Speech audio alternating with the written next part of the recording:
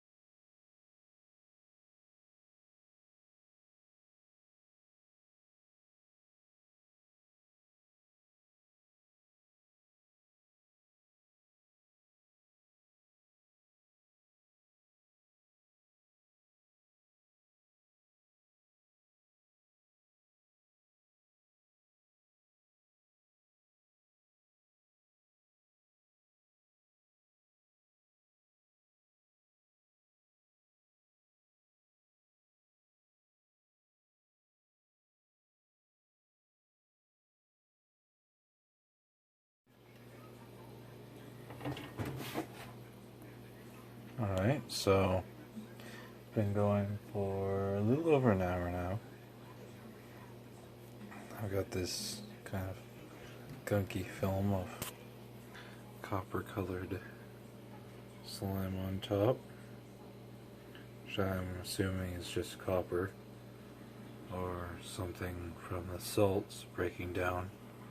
Actually, I went to test what kind of current was coming out of this. I know it's 6 volts. It's got a resistance of about 5 ohms. And without thinking, I popped my multimeter onto it. And once you know, I blew the fuse. Not realizing this thing was only meant to handle half an amp. So I'm gonna have to make a special trip to get a new one of those. But let's say it's probably ready to have everything pulled off it and see how far it's come. Wow. Came out really nice and deep. I mean, the bottom part could have come out a little bit more round, but let's see how this looks once I clean it up. Alright guys, now I've polished it back up with steel wool. I've got it all nice and shiny. Now if you wanted, you could, this is just a rough polish. If you wanted, you could stop right here and clear coat it and have a nice shiny rubber, or not rubber, fuck. Nice shiny copper piece. I mean, like I just did the USB symbol because I figured, why the hell not? But, I mean, you could stop right here, but I'm gonna do a little bit extra, extra steps just to make this look a little bit more interesting. Alright guys, it's nighttime now. After treating it with the vinegar and peroxide to get it nice and polished, I had that slight layer of oxidation on it, and I put some salt on it to make sure it got down in all the grooves. Now what I'm going to do is I'm going to treat it with heat, so it should discolor in a pretty awesome way.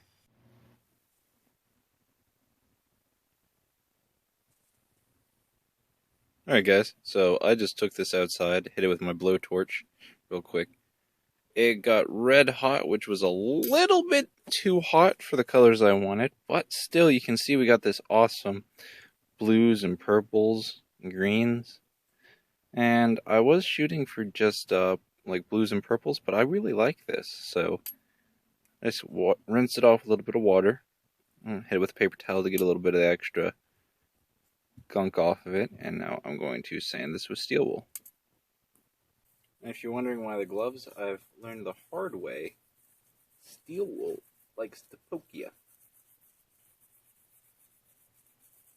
I'm just going to try and get the majority of this oxidation back off everywhere but down in that groove. We could have done this the opposite way and actually had our symbol raised, which would have basically just been the opposite of what we did, which is instead of leaving exposed what you wanted to etch, you would have covered up the symbol you wanted to etch and leave everything else exposed.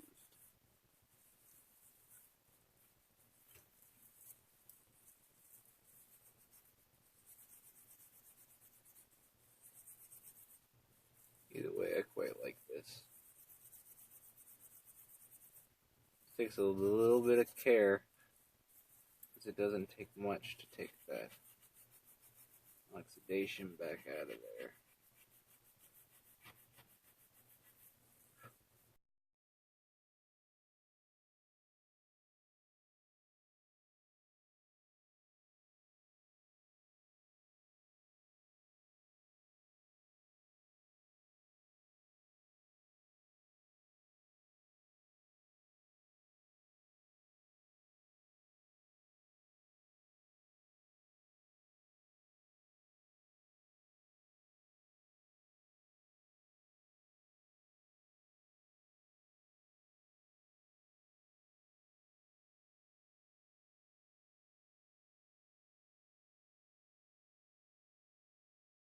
Alright guys, and that's all it takes. You got a shiny new necklace. I mean, we could even have gone darker in this had I quenched it in oil. That would have left it totally blackened in there, especially if I quenched it and then reheated it to burn it again. But now, all you'd have to do is clear coat it. Some people swear by Krylon, some people swear by lacquer. It's really up to you. But, alright guys, thank you very much, and I hope you have a good day.